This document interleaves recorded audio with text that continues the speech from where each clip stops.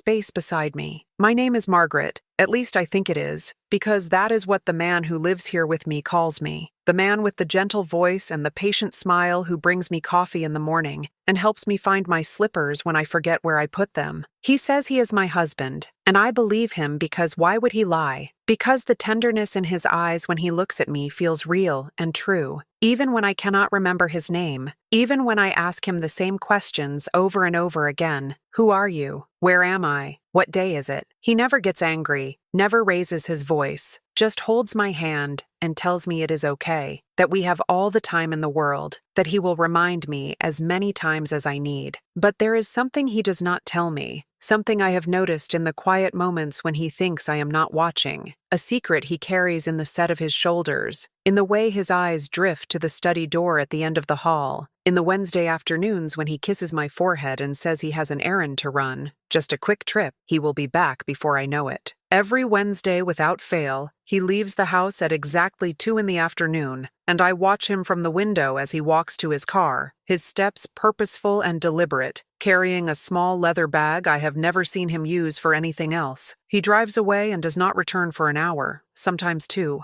and when he comes back, there is a look on his face I cannot quite name, something between relief and sorrow, something that makes my heart ache even though I do not understand why. I have tried to ask him where he goes, what is in the bag, why every Wednesday feels like a ritual he cannot break, but my words get tangled, my thoughts scatter like leaves in the wind, and by the time I form the question, he is already changing the subject, already redirecting my attention to something else. A cup of tea, a favorite photograph, a story about our life together that I should remember but do not. The fog in my mind has been getting thicker lately, the moments of clarity fewer and farther between, and I know this even though I cannot explain how I know it. The same way you know when a storm is coming, when the air changes and the birds go silent. There are whole days now that disappear, entire conversations I cannot recall, faces that should mean something but do not, and I see the worry in my husband's eyes growing deeper, the way he holds my hand a little tighter, the way he repeats things more slowly, more carefully, as if by sheer force of will he can keep me tethered to this world, to him, to the life we supposedly built together. But the disease does not care about love or will or determination. It takes what it wants, when it wants, leaving behind only fragments and shadows. And I am so tired of living in the spaces between memory and forgetting, so tired of being a stranger in my own skin. If you are watching this, if you have found your way to this story, then you know this pain, you have felt this helplessness, you have watched someone you love slip away piece by piece, or perhaps you are the one who is slipping, the one who wakes up confused and afraid, grasping at memories that dissolve the moment you try to hold them. I want you to know that you are not alone in this, that there are others who understand the weight of this burden, the grief of losing someone who is still alive, the terror of losing yourself while your body keeps going. And I need to tell you what I discovered, what I found in that study at the end of the hall, because it changed everything, because it made me understand that even in the darkness of this disease, even when everything else fades away, some things remain, some truths are too powerful to be erased. But before I get there, before I tell you what was in that safe he visited every week, I need you to understand how I found it, how a moment of unexpected clarity gave me the key to a secret my husband thought he was protecting me from.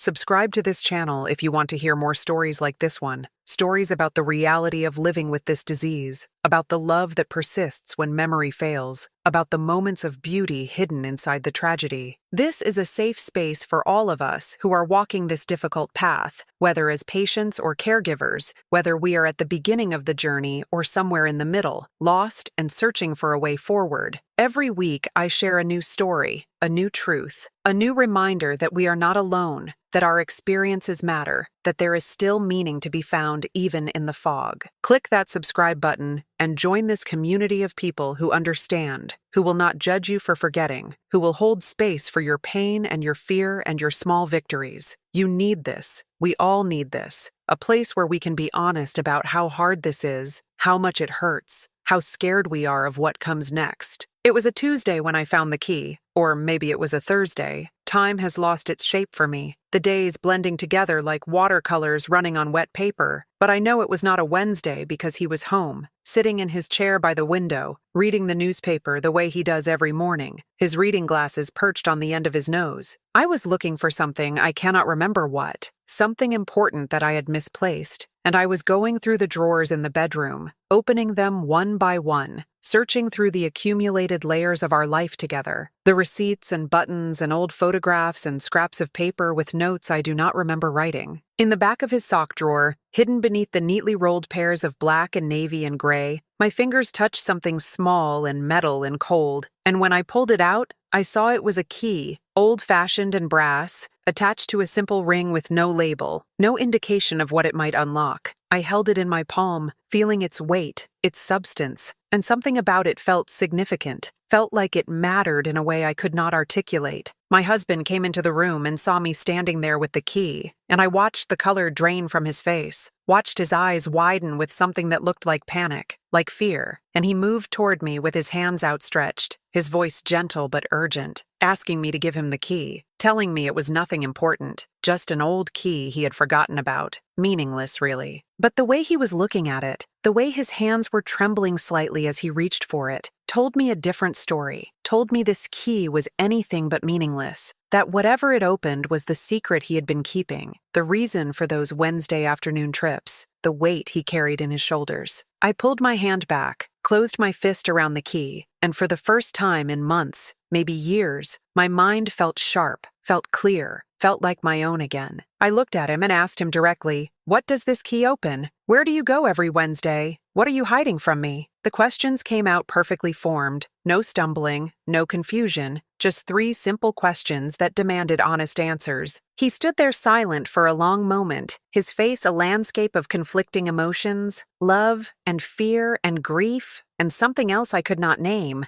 and then he sighed, a deep, exhausted sound that seemed to come from the very bottom of his soul, and he told me to sit down, that there was something he needed to show me, something he had been protecting me from, but maybe it was time, maybe I deserved to know. We walked together down the hall to the study, his hand on my elbow, steadying me, guiding me, and he opened the door to reveal a room I had been in 1,000 times, but never really seen. A room with built-in bookshelves and a heavy wooden desk, and a leather chair worn smooth from years of use. He went to the bookshelf on the far wall, the one lined with old hardcover books we have collected over a lifetime, and he reached behind a thick volume of poetry, his fingers searching. And then I heard a click, a mechanical sound of something unlocking, and a section of the bookshelf swung forward on hidden hinges, revealing a small safe built into the wall behind it. He turned to me, held out his hand for the key, and when I gave it to him, he inserted it into the lock, turned it slowly, and pulled open the heavy door. Inside the safe was not what I expected, not money or jewelry or legal documents, but something far more precious, far more devastating. The safe was filled with notebooks, dozens of them, spiral-bound and worn, their covers marked with dates written in my husband's careful handwriting, spanning back years, maybe decades. He pulled out the most recent one, the one on top, and handed it to me, and when I opened it, I saw pages and pages of text, entries written in his hand, detailed accounts of our days together, our conversations, the things I said and did, the moments when I remembered, and the moments when I forgot. Each entry was dated, time-stamped, a chronicle of my decline documented with meticulous care, a record of the woman I was becoming, the person the disease was turning me into. I read through the entries, my hands shaking, my eyes filling with tears, and I saw myself reflected back through his observations, through his pain, through his unwavering dedication to preserving every moment, even the hard ones, even the ones where I did not recognize him, where I asked him who he was, where I became angry and confused and lost. He had written down every repetitive question, every forgotten name, every time I woke up not knowing where I was, and alongside these painful details, he had also recorded the good moments, the times when I laughed, when I remembered something from our past, when I looked at him with love in my eyes even if I could not recall his name. The notebooks were a love letter and a eulogy all at once, a testament to his commitment to remember what I could not, to hold on to the pieces of me that were slipping away. But the notebooks were not the only thing in the safe. Beneath them, carefully wrapped in tissue paper, were other treasures, small objects that clearly held significance, each one labeled with a date and a brief description in his handwriting. A dried rose from our wedding day, pressed flat and brittle with age. A ticket stub from the first movie we saw together. A photograph of us as young parents, holding a baby I assume was our child, though I cannot remember having children, cannot remember their names or faces, or any of the life we must have lived as a family. A lock of hair tied with a ribbon, labeled with a name that means nothing to me now, but must have meant everything once. A recipe card written in handwriting that looks like mine but more confident, more certain, for something called Margaret's famous apple pie, a dish I have no memory of ever making. Each item was a fragment of the life I had forgotten, the person I used to be, and my husband had collected them all, preserved them, visited them every Wednesday like a ritual of mourning, opening this safe to remind himself of who we were, who I was, before the disease began its slow theft of everything that made me myself. He told me, standing there with tears running down his weathered face, that he could not bear to let go of these memories, that even though I could not access them anymore, he needed to keep them safe, keep them real, because if he forgot too, if he let these moments disappear, then it would be like they never happened, like our life together never existed. The Wednesday visits were his way of fighting back against the forgetting, his way of holding on to us, of keeping me alive in his memory, even as I faded from my own. I understood then why he had hidden this from me, why he thought the truth would be too painful, too overwhelming, but he was wrong. Standing there in that study, surrounded by the physical evidence of a life I could no longer remember, I felt something shift inside me, something hard and tight in my chest beginning to loosen. Because even though I could not recall the specific moments documented in those notebooks, even though the objects in the safe were mysteries to me, I could feel the love that had created this archive. I could sense the depth of devotion required to maintain this weekly ritual for years. I could understand that I had been loved completely, wholly, by a man who refused to let me disappear. Have you ever felt this? Have you ever stood at the intersection of memory and loss, holding proof of a life you cannot remember but somehow still feel in your bones? I want to hear from you. I need to hear from you. Because your stories matter, your experiences are valid, and by sharing them, you help others who are walking this same difficult path feel less alone. In the comments below, write these words: I remember the love even when I forget the details. And tell us your story if you feel ready. Tell us about the moments of clarity in the fog, the small recognitions that pierce through the confusion, the ways you or your loved ones are fighting to hold on to what matters most. Your comment is not just for me, it is for every person who will read it and think, yes, that is exactly how I feel. I am not the only one. We need each other in this. We need to build this community of understanding and compassion. So please, take a moment and share your truth in the comments. Let us hold space for each other's pain and hope. The days that followed the discovery of the safe blurred together in a haze of revelation and confusion, each morning bringing new questions I could not fully articulate, new fears I could not name.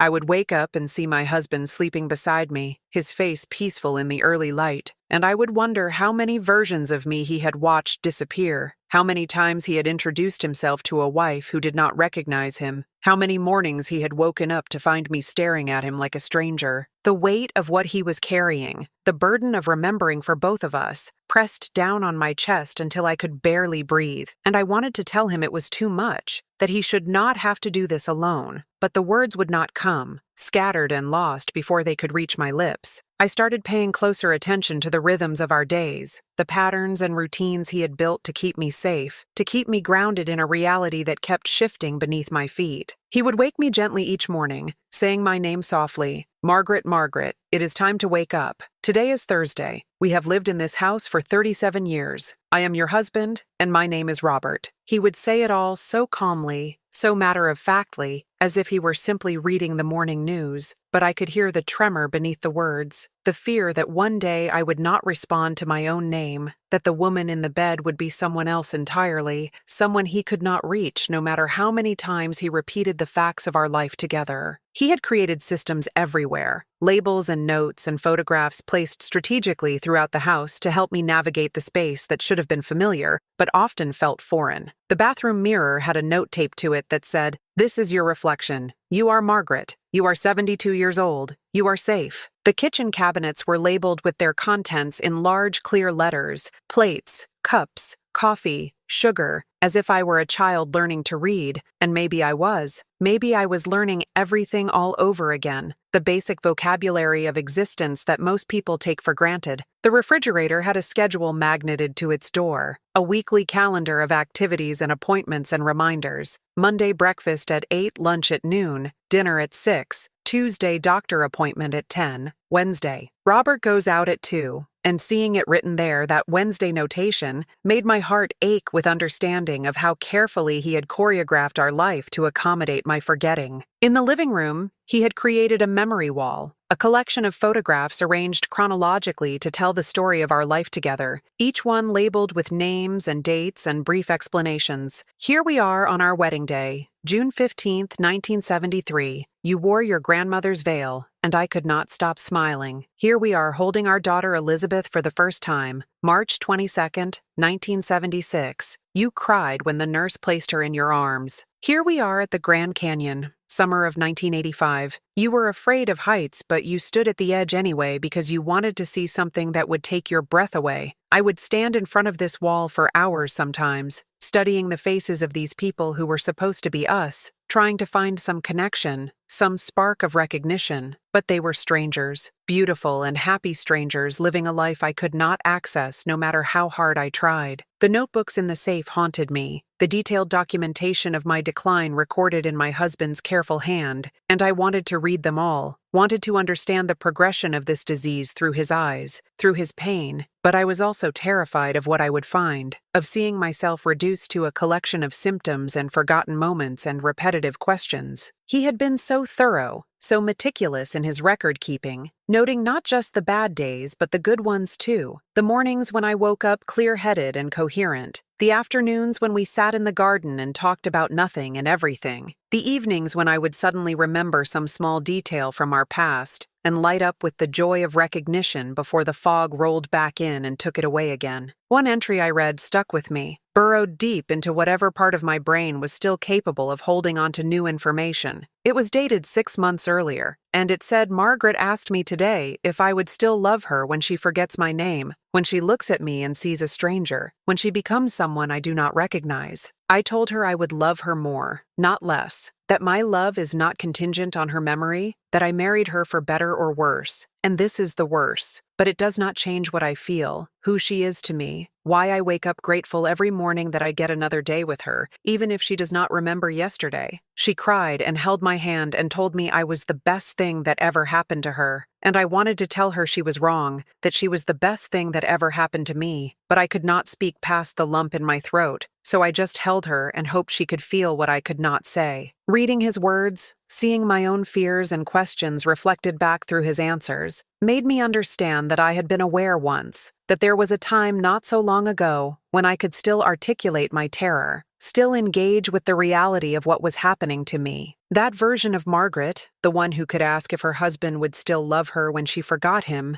seemed impossibly distant now, impossibly competent, and I mourned her loss even though I could not quite remember being her. It was like grieving a stranger, someone I knew I should miss but could not fully mourn because the connection was already severed, the memories already gone. My husband had also documented the small victories, the moments that gave him hope, even in the darkest stretches of the disease. Margaret remembered Elizabeth's name today without prompting, called her on the phone, and had a completely coherent conversation about the weather and what she was making for dinner. And when I asked her later if she remembered calling, she did. She remembered every word, and I wanted to believe this means we are stabilizing, that maybe we have more time than the doctors predicted, but I know I am fooling myself. I know these moments of clarity are just brief respites in a storm that will not stop until it has taken everything. Reading this, I understood that he was living in a constant state of hope and despair, clinging to every good moment while bracing for the inevitable decline, and I wanted to tell him he could let go, that he did not have to carry this burden alone, but I could not find the words, could not hold on to the thought long enough to transform it into speech. There were other entries too, pages and pages of them, documenting the mundane and the profound with equal care. Today, Margaret wore 2 different shoes to the grocery store and did not notice until we got home.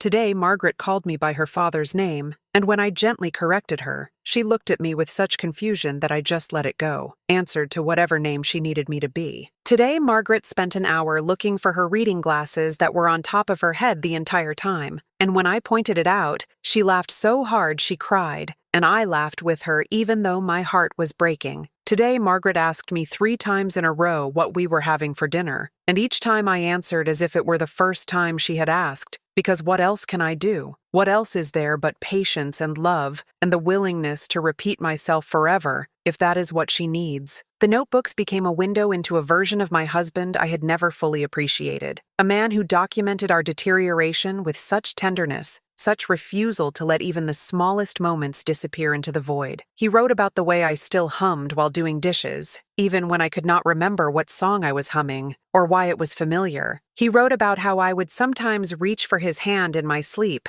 an unconscious gesture of trust and affection that persisted even when my conscious mind could not recall why this particular hand felt like home. He wrote about the morning I woke up and did not recognize our bedroom, became convinced I was in a hotel and needed to check out, and how he gently walked me through each item in the room, showing me the photos on the nightstand, the clothes in the closet, the worn spot on the carpet where I always kicked off my shoes, until slowly, gradually, the panic subsided and I remembered, or at least accepted, that this was where I belonged. Reading these entries, I began to understand the full scope of his devotion, the way he had restructured his entire existence around my needs, my fears, my constant state of disorientation. He had become not just my husband, but my anchor, my interpreter, my guide through a world that made less sense with each passing day. And the Wednesday ritual, the visits to the safe, were his way of maintaining his own grip on reality, of reminding himself that he was not just a caretaker, but a witness, that our life together mattered, that the woman he was caring for was not just a patient, but the love of his life, the person he had chosen and would choose again and again, no matter how hard it got. The next Wednesday, my husband asked me if I wanted to go with him, if I wanted to be part of the ritual instead of being left behind, and even though part of me was afraid of what I might feel, what I might not feel, I said yes. We drove together to a small storage facility on the edge of town, a place I had no memory of ever visiting, and he led me to a unit he had been renting for years, a climate-controlled space filled with more boxes, more archives, more pieces of our life that he had been preserving against the day when I would forget everything. He opened the boxes one by one, showing me photo albums from our wedding, from the birth of our daughter, from family vacations I could not recall, from holidays and birthdays and ordinary Tuesdays that had been important enough to photograph, to preserve, to hold on to. The storage unit was bigger than I expected, a 10 by 10 space-packed floor to ceiling with carefully labeled boxes and plastic containers, each one marked with dates and categories: wedding and honeymoon, 1973, Elizabeth baby years, 76 to 79, family vacations 80s, holiday photos, 1990 to 2000. My husband moved through the space with the familiarity of someone who had been here countless times, who knew exactly where everything was, who had organized this archive with the same meticulous care he brought to everything else in our life together. He pulled out a box labeled Margaret's Teaching Career and opened it to reveal photographs of me standing in front of a classroom, younger and vibrant and confident, surrounded by students who looked up at me with attention and respect. I was a teacher, he told me, his voice soft and full of pride. I taught English literature at the high school for 32 years, touched hundreds of lives, inspired countless students to love reading, to think critically, to express themselves with clarity and passion. He showed me lesson plans I had written in my own hand, notes from students thanking me for believing in them, awards I had received for excellence in education, and as I looked at these artifacts of a life I could not remember living, I felt a profound sense of loss, not just for the memories themselves, but for the person I had been, the woman who had done something meaningful with her time on Earth, who had made a difference in ways I could no longer access or understand. He pulled out another box, this one filled with evidence of hobbies and interests I apparently once had. There were ribbons from baking competitions, blue and red and white, proof that I had been known for my pies and cakes and cookies, that I had spent weekends perfecting recipes and entering contests and bringing joy to people through the simple act of creating something delicious. There were programs from community theater productions where my name appeared in the cast lists, roles I had played in local performances of plays I could not remember auditioning for, let alone performing in. There were certificates from a watercolor painting class, and inside a portfolio, dozens of paintings I had apparently created, landscapes and still lifes and portraits, all signed with my name in the bottom corner, all evidence of a creativity I no longer possessed. Who was I asked him. Who was this woman who taught and baked and acted and painted, who lived such a full and vibrant life, who seemed so impossibly different from the confused and forgetful person I am now? And he looked at me with such tenderness, such deep sadness, and he said, "You are still her, Margaret. You are still all of those things. The disease has not erased who you are. It has only hidden her behind the fog, but she is still there, still inside you. Still the woman I fell in love with 50 years ago." I wanted to believe him, wanted to trust that somewhere beneath the confusion and the fear and the constant disorientation, the real Margaret still existed, but it felt like he was talking about someone else, someone I used to know but could no longer find. He told me about our daughter, about how she had grown up to become a doctor, how she looked just like I did at her age, how she called every Sunday to check on us, how she had my laugh and my stubbornness and my compassion for people who were suffering. He pulled out her high school yearbook, her college diploma, photos of her wedding to a kind man whose name I should know but did not, pictures of them holding their own children, my grandchildren, two beautiful kids I had apparently doted on before the disease made me forget they existed. "Look at this one," he said, showing me a photo of me holding a baby, my face radiating pure joy, pure love. "This is you with your grandson Thomas on the day he was born. You counted his fingers and toes and sang him the same lullaby you sang to Elizabeth, and you told me that holding him made you understand eternity, that this was what it meant to be part of something bigger than yourself." I stared at the photo, at the woman who looked like an older version of me, at the baby in her arms, at the expression of complete contentment on her face, and I felt nothing, no recognition, no connection, just a vast empty space where the memory should have been.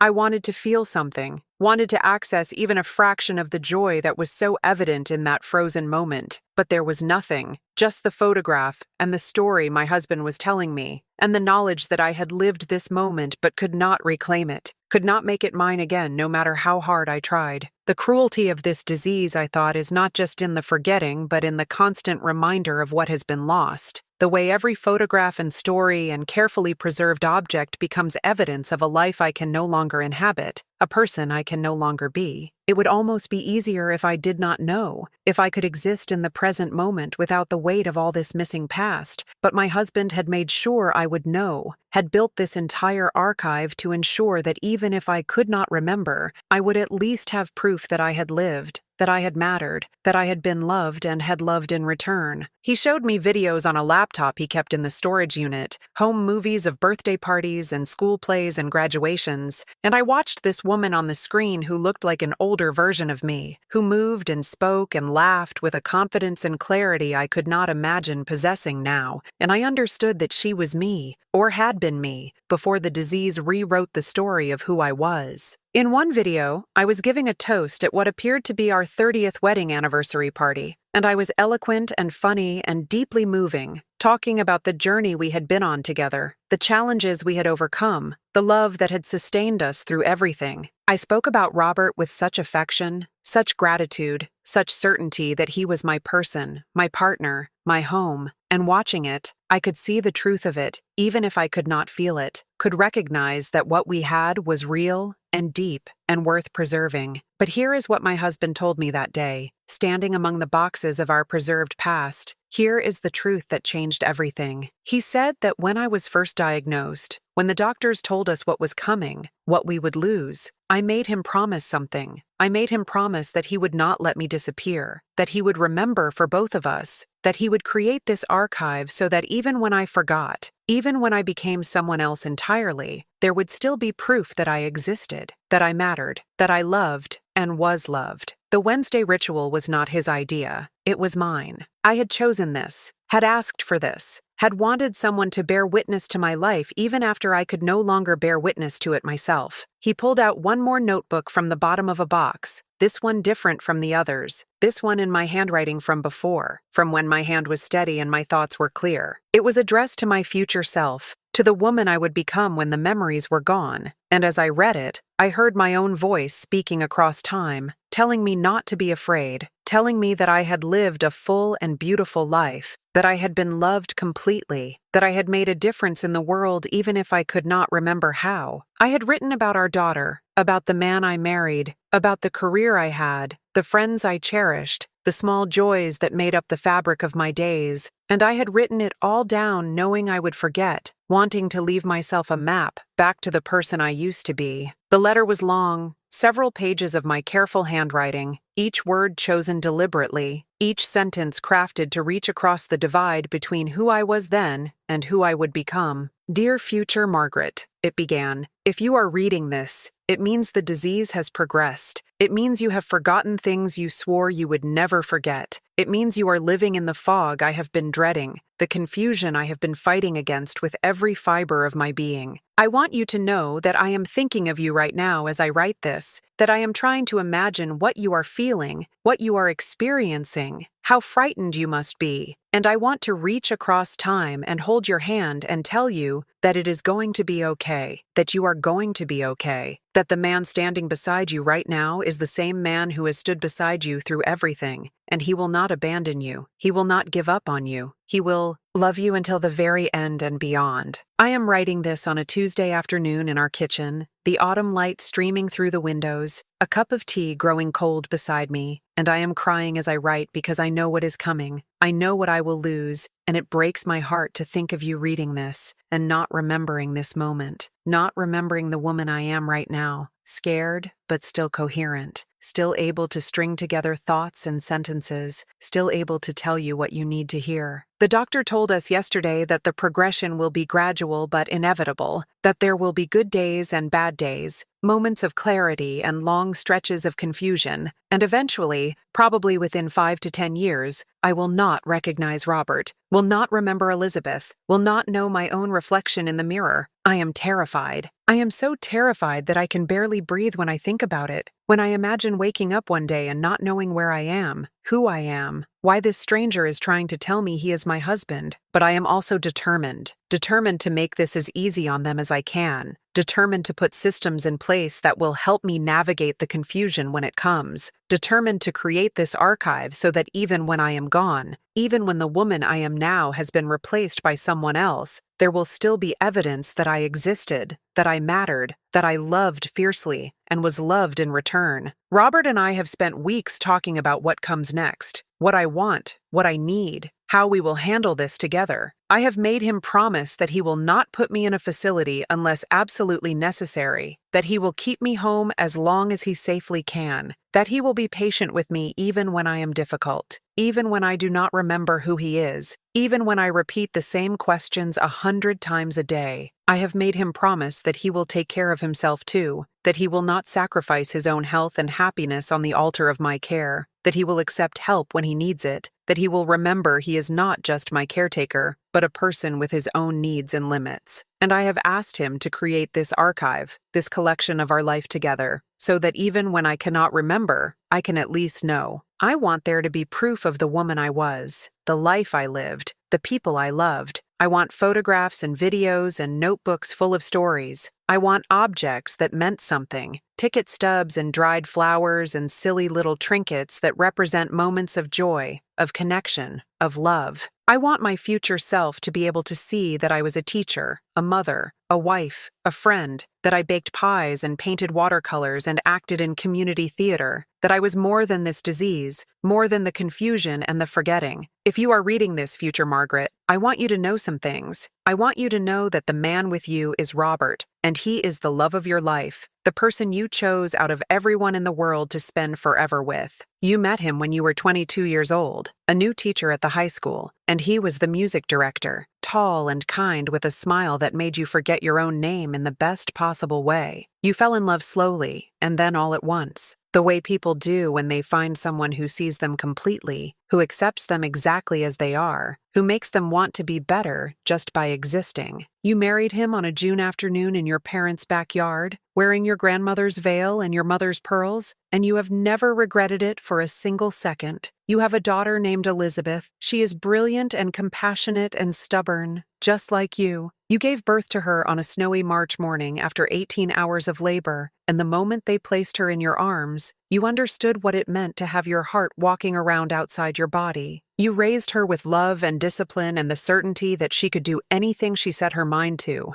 And she believed you, she became a doctor, she saves lives, she is everything you hoped she would be, and so much more. She calls every Sunday without fail. And even if you do not remember the conversations, even if you ask her the same questions every week, she never gets frustrated. She never makes you feel like a burden. She is patient and kind, because that is what you taught her to be. You taught English literature for 32 years. You loved your job, loved opening young minds to the power of words, to the beauty of a well-crafted sentence, to the way a good book can change your entire perspective on life. You had favorite students, kids who came back years later to tell you that you made a difference, that you believed in them when no one else did, that they became writers or teachers or simply people who loved to read because you showed them how. You won Teacher of the Year 3 times, but your greatest reward was always the moment when a student finally understood a difficult concept, when their eyes lit up with comprehension and excitement, when you knew you had helped them see something they could not see before. You baked. Oh, how you baked. Your kitchen was always filled with the smell of butter and sugar and vanilla, and your pies were legendary, your apple pie especially, the one with the lattice top and the cinnamon sugar crust that won first place at the county fair 5 years in a row. You baked when you were happy and when you were sad, when you were celebrating and when you were grieving, and you gave your creations away freely, to neighbors and friends and anyone who looked like they could use a little sweetness in their life. Robert used to joke that he married you for your pie, and you would laugh and tell him that was probably true, and he would kiss you and say no. I married you because you make everything sweeter, not just the desserts. You painted watercolors, mostly landscapes, scenes from the places you traveled to on summer vacations, the ocean at sunset, mountains covered in pine trees, fields of wildflowers swaying in the breeze. You were not a great artist. You would be the first to admit that, but you enjoyed it, enjoyed the process of mixing colors and applying them to paper, of trying to capture a moment, a feeling, a memory before it slipped away. It is ironic now, that impulse to preserve moments before they disappeared, as if you somehow knew even then that memory was fragile, that we cannot hold on to anything forever, that the best we can do is create little monuments to the things we do not want to forget. In the letter, past Margaret told future Margaret that memory is not the only measure of a life well lived, that love exists independent of recall, that the impact we make on others continues even when we forget we made it. She told myself, that it was okay to let go, okay to release the burden of trying to hold on to what was already gone, that the disease could take my memories, but it could not take the truth of who I had been, the love I had given and received, the life I had built with intention and care. She told me that the man standing beside me, the one who visited the safe every Wednesday, the one who documented my decline with such tenderness, was the greatest gift of my life, and that trusting him to remember for both of us was not a weakness, but a profound act of love. I need to tell you something about your marriage, past Margaret wrote. I need to tell you that it was not always easy, that you and Robert had fights and disagreements and moments when you wondered if you had made a mistake, if you had chosen the wrong person, if you were too different to make it work. But you always came back to each other, always found your way through the conflict to the love underneath, always remembered that marriage is not about finding someone perfect, but about choosing someone imperfect and loving them anyway, every single day, even when it is hard, especially when it is hard. Robert is not perfect. He can be stubborn, and he sometimes withdraws when he should communicate, and he has a habit of leaving his socks on the bedroom floor that drove you crazy for 50 years. But he is good, fundamentally good, and he loves you with a steadiness that never wavers. And when this disease came for you, when it started taking pieces of who you are, he did not run, he did not hide, he stood firm and said, "We will face this together," and he has kept that promise every single day since. The letter went on for pages, detailing memories and stories and pieces of advice, a mother's instructions for how to be a daughter when you cannot remember being a mother, a teacher's lesson plan for how to learn about yourself when you cannot access your own past, a wife's love letter to the husband who would have to learn to love a stranger wearing his wife's face. Reading it was like excavating my own heart, finding layers of love and loss and wisdom I did not know were there, could not access on my own, but could recognize as true when presented with the evidence. I read the letter 3 times, 4 times, 5 times, trying to absorb its meaning, trying to let its message sink into the parts of my mind that still worked, that could still process and understand and feel. My husband stood quietly beside me, giving me space, giving me time, and when I finally looked up at him, I saw the same kind eyes that I had seen in our wedding photos, the same gentle patience that showed up in every notebook entry, the same unwavering devotion that had built this entire archive of our love. I could not remember falling in love with him, could not recall the day we met or the moment I knew he was the one, could not access any of the thousands of days we had spent together building a life, but I could feel it, could sense the weight and substance of it, could recognize that what we had was real and true and worth preserving. In the weeks that followed, I became more aware of the routines he had built around my needs. The way he would lay out my clothes in the morning, choosing outfits that matched, saving me from confusion. The way he would cook my favorite meals even when I could not remember what they were, trusting that my body would recognize what my mind had forgotten. The way he would hold my hand when we walked, not just for affection but to keep me anchored, to ensure I stayed safe and close. I started noticing the toll this was taking on him, the lines deepening around his eyes, the way his shoulders sagged with exhaustion at the end of each day, the moments when he thought I was not looking, and he would just sit in his chair and stare at nothing, his face a mask of grief and determination. He was aging faster than he should, the stress of caring for me 24 hours a day wearing him down. I wanted to tell him to rest, to accept help, but the words would tangle in my mouth, leaving me frustrated and him looking at me with patient concern, asking me what I needed, how he could help. Our daughter Elizabeth visited more frequently, though I could not always remember her name without prompting. She would arrive on Sunday afternoons with groceries and fresh flowers and a brightness that seemed forced. She and Robert would have quiet conversations in the kitchen while I sat in the living room pretending to read, and I could hear the worry in her voice, the gentle insistence that he needed to consider other options, that this was too much for one person, and I could hear his stubborn refusal, his insistence that he had promised me, that he would keep me home as long as possible, that he could handle it. The progression of the disease was not linear. There were good days scattered among the bad,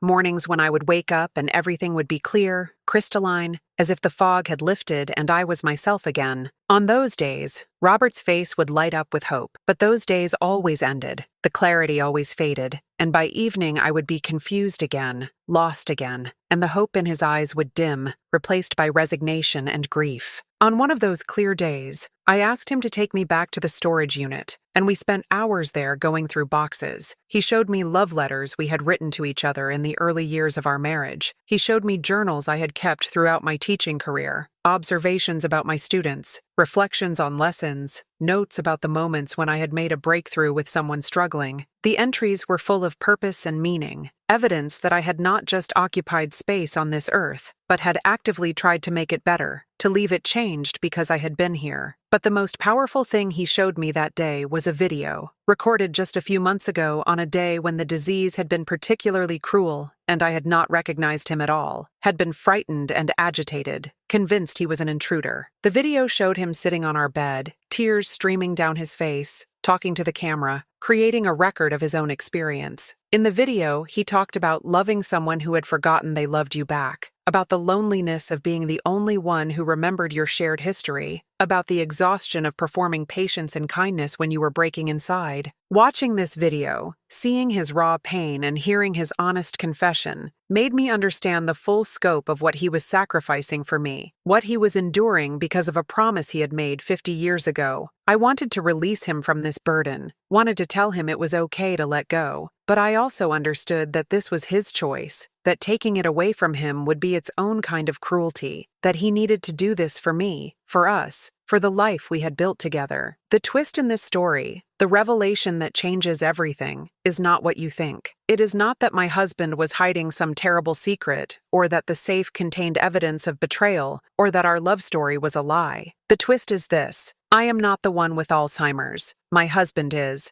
I am Margaret, but I am not the patient. I am the caretaker. And everything I have told you, every confused morning and forgotten name and lost memory, is not mine but his. The safe exists. The notebooks are real. The Wednesday ritual happens exactly as I described it, but the perspective is reversed. The narrator is not who you thought, and the woman with the trembling hands and the fog-filled mind is the invention of a husband so deep in his own disease that he has created an entire narrative where I am the sick one, where he is the devoted caretaker, where our roles are reversed. The real truth is that I have been documenting his decline for years, watching as the brilliant man I married slowly forgot who I was, who he was, what our life together meant. I created the safe as a way to preserve his dignity, to give him a sense of purpose and control even as the disease stripped away everything else. On Wednesdays, I take him to the safe, to the storage unit, to the archives of our life, and I let him believe he is the one doing the remembering, the one holding on to the pieces, because it gives him comfort, because it allows him to feel like he still has a role to play in our story. I wrote the letter in his handwriting, practiced until I could mimic it perfectly, and I placed it in the box knowing that one day he would find it and believe it was his own words, his own devotion, his own love made tangible. The notebooks he thinks he has been writing are actually mine, my daily record of his symptoms, his decline, his good days and bad days, but I have been showing them to him as if he wrote them, as if he is the observer rather than the observed. The objects in the safe are real, the rose and the ticket stub and the lock of hair, but I am the one who collected them, who preserved them, who visits them each week to remember who we were before the disease began its theft. He does not know that he forgets more than he remembers now, does not understand that most days he wakes up thinking I am his mother or his sister or a kind nurse, does not realize that the woman he sometimes calls Margaret is me, has always been me, will always be me no matter what name he uses. I let him live inside this reversed narrative because it is kinder than the truth, because taking away his last shred of purpose would be crueler than letting him believe a fiction. And here is the most heartbreaking part, the detail that will make you want to rewatch this entire story looking for clues you missed. Everything I described, the confusion and fear and lost memories, the waking up not knowing where you are or who you are, the desperate grasping for names and faces that slip away, all of it is real. All of it is what he experiences every single day, but he has projected it onto me, has created a story where I am the sick one so he does not have to face his own